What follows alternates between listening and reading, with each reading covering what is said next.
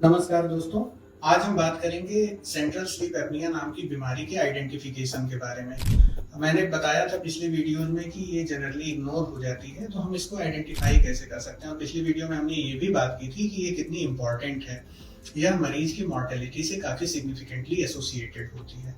तो पहली बात तो अगर किसी पेशेंट को टिपिकल सिम्टम्स हैं कि रात में चोकिंग सेंसेशन हो रही है, घर वालों ने ऑब्जर्व किया है कि बीच बीच में वो सांस लेना बंद कर देते हैं और कोई एफर्ट नहीं करते, इस तरह का कुछ है, या कुछ पेशेंट्स मॉनिटरिंग पे होते हैं, सोते वक्त जो है उनका डिसैचुरेशन हो रहा होता है, ऑक्सीजन सैचुरेशन ड्रॉप हो रहा होता है और उस समय पेशेंट का एफर्ट भी नहीं होता, वो सांस लेना बंद कर देता है, खर्राटे भी नहीं आ रहे होते हैं।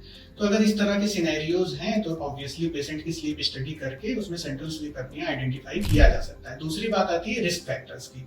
तो risk factor of central sleep apnoea पिछली वीडियो में भी हमने बात की थी कि हार्ट फेलियर बहुत इंपॉर्टेंट, सबसे इंपॉर्टेंट इनफैक्ट रिस्क फैक्टर है। उसके अलावा क्रॉनिक किडनी डिजीज, सीओपीडी, इस तरह की बीमारियां जो लॉन्ग स्टैंडिंग होती हैं, इनमें भी सेंट्रल स्लीप एपनिया बहुत प्रेवलेंट पाया जाता है।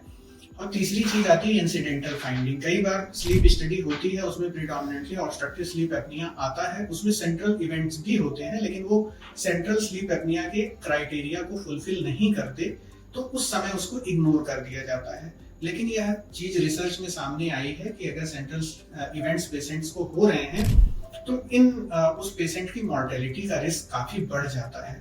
तो इसलिए अगर आपको स्लीप स्टडी में सेंट्रल इवेंट्स भी आइडेंटिफाई हो रहे हैं, भले वह क्राइटेरिया को ना फुलफिल करते हो, तो बीमार अंडरलाइंग डिजीज प्रोसेस जिसकी वजह से सेंट्रल स्लीप एपनिया होता है उसको आइडेंटिफाई करने के लिए इन्वेस्टिगेट कर लेना चाहिए। धन्यवाद।